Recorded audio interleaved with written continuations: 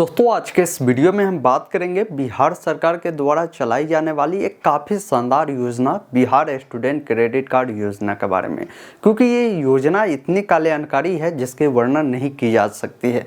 क्योंकि बहुत सारे ऐसे बच्चे हैं जो पैसे के अभाव में आगे की पढ़ाई नहीं कर पाते हैं।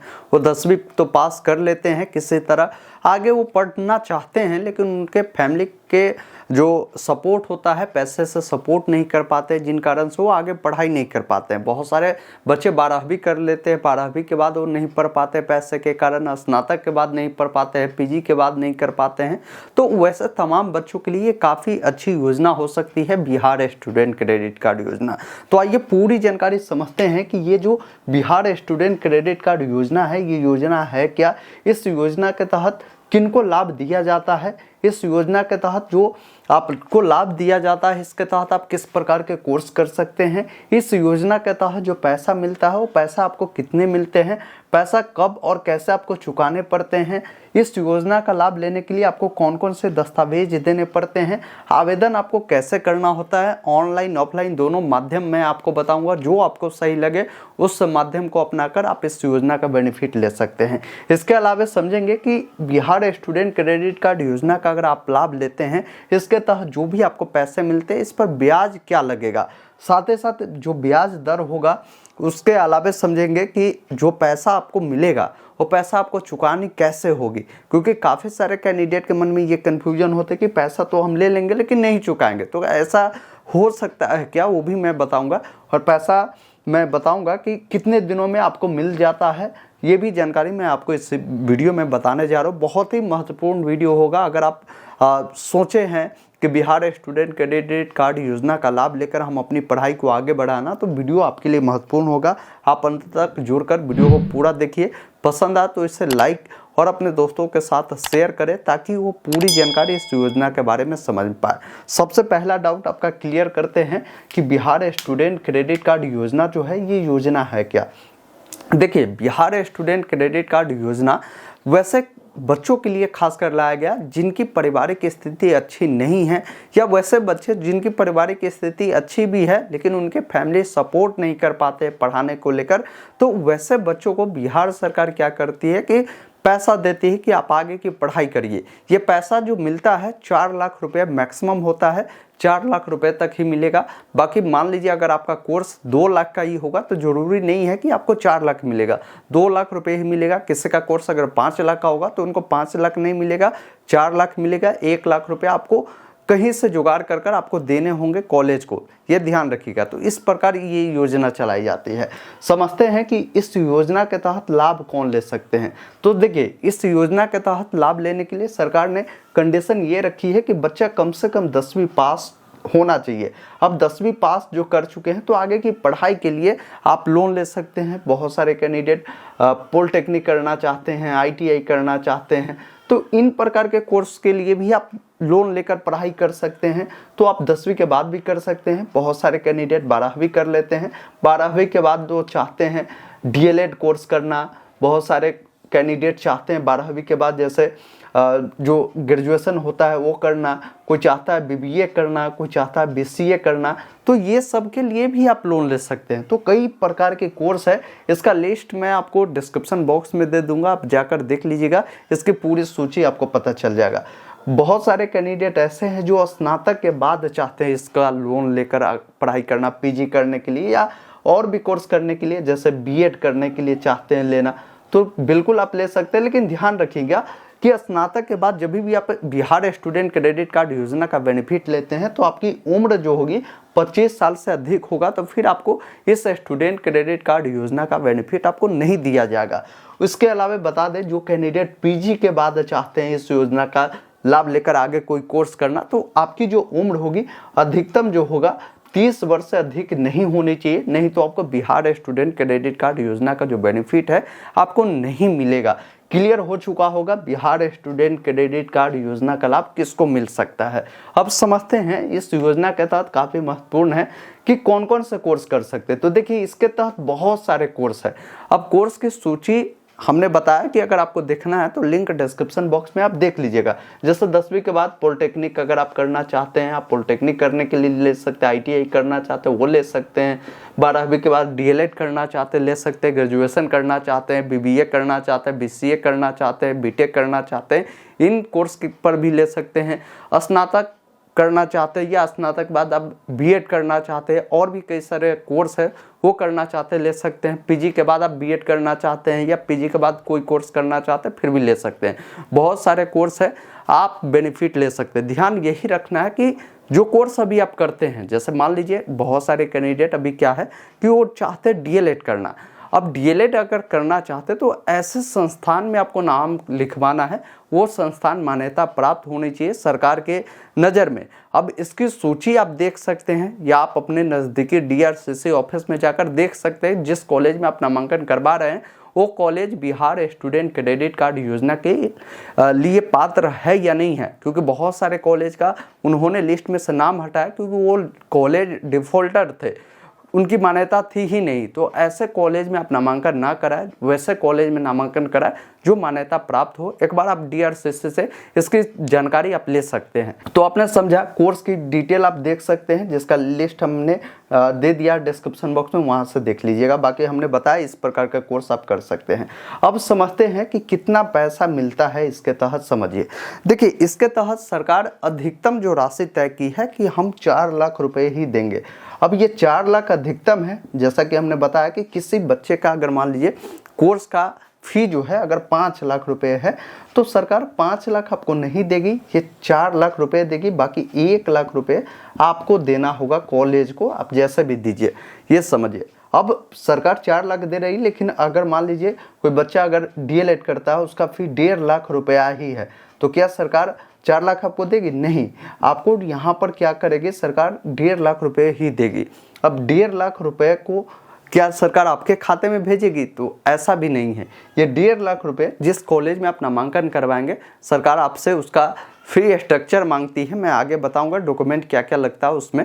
तो जब फी स्ट्रक्चर देंगे तो सरकार उसी फी स्ट्रक्चर के अकॉर्डिंग कॉलेज की पूरी डिटेल लेती है और कॉलेज को वो पैसा जो है अलग अलग किस्तों में जो है उपलब्ध करवाती है। क्योंकि आप जानते होंगे एक बार में कोई भी कॉलेज पैसा नहीं लेती है, आपको 2-3 यहाँ पर वो क्या करती है कि इंस्टॉलमेंट लगा देती है, उस इंस्टॉलमेंट में आप पैसा देते हैं।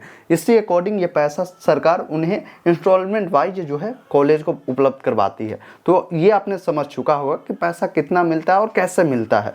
समझते हैं कि पैसा जो इसमें मिलता है वो कब और कैसे चुकाना होता है वो समझिए। देखिए, अब ये बहुत ही महत्वपूर्ण जानकारी है, समझना बेहद ज़रूरी है।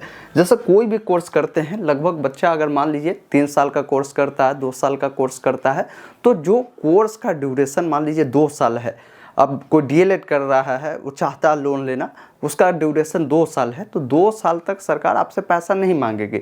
2 साल जब आपका कोर्स ख़त्म होगा तो सरकार 1 साल आपको मौका देगी कि आप कहीं ना कहीं सेटल हो जाइए। अब सेटल नहीं होते हैं तो सरकार आपको जो है एक नोटिस भेजेगी, 1 साल बाद नोटिस आपको आ जाएगा। नोटिस आने के बाद क्या है कि सरकार आपसे बोलेगी कि ये जो पैसा है आप पर इतना हो चुका है, सारा डिटेल आपको बता देगी सरकार कि ये पैसा अब आप हमें चुकाइए। सरकार इसके लिए आपको अलग अलग इंस्टॉलमेंट बनाती है। अब इंस्टॉलमेंट आपके पैसा के ऊपर होता है, वो क्या होता है समझ लीजिए। जैसे कोई कैंडिडेट अगर पैसा लेता है, अगर उसका जो पैसा का अमाउंट है 2 लाख रुपए तक ही है, तो वो पैसा आपको जो है 60 किस्तों में चुकानी होगी। ध्यान रखिएगा। वही अगर आपकी पैसा 4 लाख रुपए तक होता है तो वैसे स्थिति में या 2 लाख से आपका अधिक 3 लाख होता है, 3.5 लाख होता है, तो आपको 84 किस्तों में ये पैसा चुकानी होती है। ये ध्यान रखिएगा। तो जब आप कोर्स को ख़त्म करते हैं 1 साल बाद आपको नोटिस आ जाता है पैसा चुकाने को लेकर। अगर आप कहीं सेटल नहीं हो पाते हैं, फिर भी पैसा आप चुकाने में असमर्थ है, आप चाहते कि नहीं हम सरकार से 6 महीना का समय ले, तो इसके लिए आपको हाफिडेविट लगाकर देना होगा DRCC में। फिर आपको 6 महीने का ड्यूरेशन बढ़ जाएगा, पैसा आप 6 महीना बाद चुकाएंगे। फिर 6 महीना पूरेगा, आपको लगेगा कि नहीं है, फिर आप ड्यूरेशन बढ़वा सकते हैं। तो ऐसे स्थिति में आपको ब्याज देना होगा। ऐसा नहीं कि फ्री में आपको ये पैसा जो है आप रख सकते हैं। ब्याज समझिए कि ब्याज इस पर क्या लगता है। तो देखिए, अब इस पर ब्याज दर जो होता है सरकार निर्धारण किया है कि अगर कोई लड़की या कोई फीमेल कैंडिडेट इसके लिए आवेदन करती है तो उन्हें 1% ही हम ब्याज लेंगे, या कोई दिव्यांग कैंडिडेट भी इसके लिए लाभ लेकर अगर पढ़ाई करता है तो 1% के दर से आपको ब्याज देने होंगे। वही कोई अगर स्वस्थ आदमी है, जो मेल कैंडिडेट है, बिल्कुल अच्छी तरीके से स्वस्थ है, तो उनको 4% ब्याज देने होंगे। ये ध्यान रखिएगा, ये ब्याज के साथ सरकार आपसे पैसा उससे लेगी, ये भी आप ध्यान रखिएगा। तो यहाँ तक क्लियर समझ चुका होगा। अब समझते हैं कि इस योजना के तहत जो सरकार आपको लाभ देती है तो किन किन प्रकार की दस्तावेजों की आपको पूर्ति करने होते हैं, इसके बारे में समझिए। बहुत ही महत्वपूर्ण जानकारी, क्योंकि लगभग कैंडिडेट को यहाँ पर फंस जाता है, उनके पास डॉक्यूमेंट नहीं हो पाता है। देखिए, डॉक्यूमेंट कोई ज़्यादा सरकार आपसे नहीं मांगती है। जैसे आपके पास आधार कार्ड तो होगा ही, आपको आधार कार्ड अपना देना होगा। अब जब लोन के लिए जब अप्लाई करेंगे उस समय पूछा जाएगा कि ये पैसा आप खुद चुकाएंगे या आपके अभिभावक चुकाएंगे। अगर आप खुद चुकाते हैं तो वैसे स्थिति में आपका ज़्यादातर विवरण जो है आवेदक का ही लगेगा। अगर आप पेरेंट को बनाते हैं कि नहीं हमारा पैसा हमारे गार्जियन चुकाएंगे, तो वैसे स्थिति में आपके गार्जियन के बहुत सारे डिटेल मांगेंगे। अब आपके गार्जियन का भी यहाँ पर आधार कार्ड मांगे जाएंगे, बैंक पासबुक आपका मांगा जाएगा। अगर आपके गार्जियन चुकाएंगे तो उनका भी बैंक पासबुक मांगा जाएगा। हो सके तो 6 महीने का स्टेटमेंट भी आपको मांग दिया जा सकता है। उसके अलावा जिस संस्थान में आपने नामांकन करवाया है उसका नामांकन को लेकर जो भी प्रमाण पत्र होगा उसको प्रस्तुत करना होगा। फिर जहाँ भी आपने नामांकन जिस कोर्स में करवाया है इसको लेकर जो फी स्ट्रक्चर आपको मिले होंगे, जिससे आप बोनाफाइड के नाम से जानते हैं, उसमें पूरी विवरण होती है, वो आपको देने पड़ेंगे। इसके अलावा जो आवेदक होंगे उनका 2 फोटो लगेगा, उनके अभिभावक जो है उनका भी 2 फोटो लगेगा, आपका आवासीय प्रमाण पत्र लगेगा। आप जो भी कोर्स किए हुए उससे पहले, जैसा 10वीं कर आप अप्लाई करते हैं तो 10वीं का आपका मार्कशीट और सर्टिफिकेट मांगा जाएगा ओरिजिनल।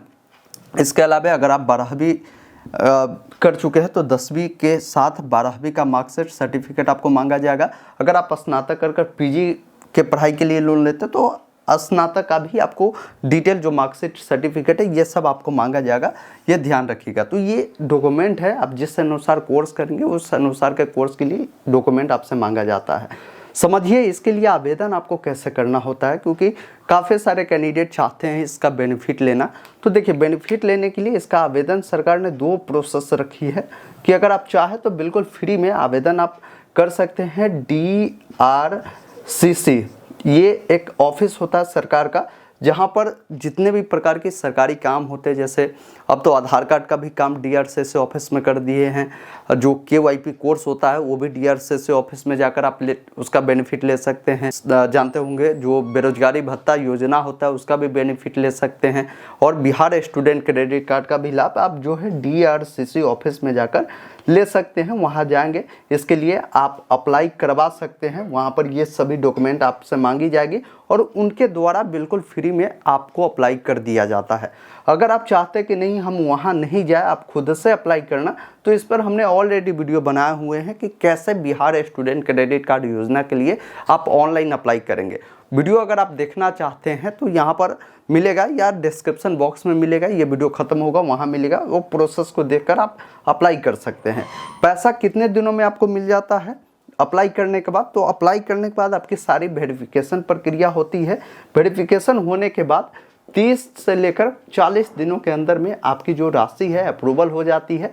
ये पैसा आपके कॉलेज के अकाउंट में जो है वो चला जाता है। अगर बच्चा हॉस्टल में रहता है तो हॉस्टल में रहने की स्थिति में जो हॉस्टल का फ़ी होता है, हॉस्टल का जो भी आपका डिटेल होगा आपसे मांगा जाएगा, या हो सकता है वैसे स्थिति में भी ये पैसा आप ही के अकाउंट में भेज दिया जाएगा। अगर आप रूम लेकर रहते हैं तो उस वैसे स्थिति में भी आपको रूम पे रहने का जो भी खर्चा होगा वो खर्चा आपको सरकार देती है।